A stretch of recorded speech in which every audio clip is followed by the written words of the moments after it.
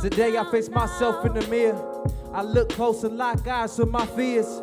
Realize dirt lies on my surface, can't lie. Sometimes I question God, what's my purpose? I wanted if I'm wanted in the universe. Yes, so I wanted in the universe. Searching for an assignment that I was given. The clock is ticking, I'm hoping I find it before I need a hearse. I swear we all living in the maze. Living in a maze. Looking for the answer. She said I would arrive to the next of the round 5. So what if my parents didn't want me? I just don't get why you had to let my grandmama die.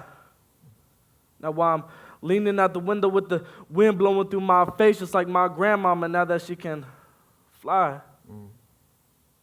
Now while I'm going from house to house, give me the sign and then I'll go out. I'm stuck in the front room, eyes glued, watching some Mickey Mouse. But it ain't all fun and games when you got shit weighing on your brain. Some days I just want to run away, that picnic blanket on a stick, using the money I can for the train. Mommy, you know I love you. Daddy can rot in hell. Mommy, you said you love me like you didn't think I can tell. Nowadays the image is really hard to stomach. You held me in your arms and let me go all of a sudden. Daddy forced me out the house, give me a compass and a run, give me $1 and a dream, so I don't end up like you against my son. There's no coming back from this. I throw up the deuces and I'm gone. Lewis drew me a map, told me to keep walking the path of mine. One day I'm gonna have to leave this house. I'll be sent on some solid ground where I can memorize every stop. Can't see. It's the soul that needs a surgery.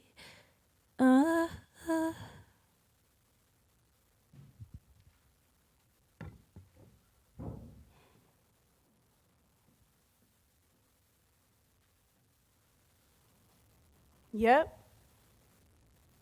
I'm ugly. And there's nothing I can do about it. My eyes are too far apart. My nose is too big. My lips are way too full. And I won't even get started with this hair.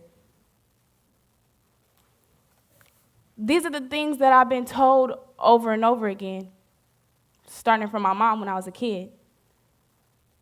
I truly think she didn't even want a kid, or at least a girl. What I remember about my mother is she was beautiful, but she never knew it. She had thick, long hair, milk chocolate brown skin, man, and this full figure. And all I ever wanted was to be like her.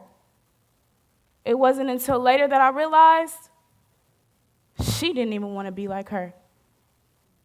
She always seemed to be constantly competing with every woman around her. Count 1, 2, 3, 4 seconds later, I walk out and I see my big brother, size 12 Jordans on his feet.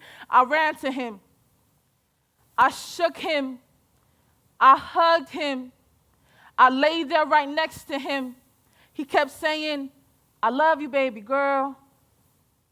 That day I came face to face with death as she took my brother's life with no remorse and left with me his dead corpse. And as she was leaving, she whispered, don't act like you've never dealt with this shit before. I'm coming back for you and your loved ones, so don't get too attached to life anymore.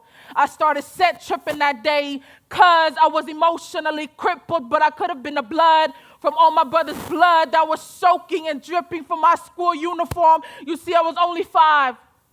The day I was introduced to drama, because someone decided to play the role of God and leave my brother here at the end of this scene, this crime scene. Did the shooter know that there was no take 2? Because my brother wasn't the one that was supposed to get God, yet he's gone. The shooter should have went down for a mass shooting. He created this Holocaust due to the hell it cost me and my... Like I said, I'm a dreamer. And with that, I went right back to dreaming. I would dream that I was this great actor of stage and film. All the paparazzi would surround me and want my picture. Hey, go call me. All the fans would wait backstage and want my autograph. Just say no now. Stay in school. So I tried out for the theater and spoken word teams, and sure enough, man, I was good. Man, so good I got accepted into a performing arts high school the next year. The school is demanding, and getting there is hard. And 2 buses and a rail is exhausting. But I make it happen. I have my good days and bad days, though. When I can keep my mind focused on the dream and not the illness, I'm fine. But reading that question threw me for a minute. I've seen what sickness does to folks. All right, and I can't help but wonder how long before I get so sick that I can't live my dreams anymore. From our neighborhood broke in, and they didn't hurt us, thank God, but they took pretty much everything we had.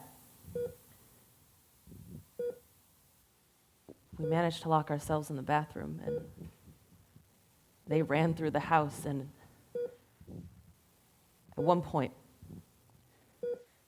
they started beating on the door, trying to get in, and I can still hear that sound.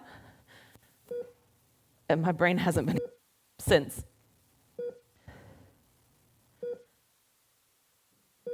And due to that incident and my grandmother's passing, I get very anxious at times.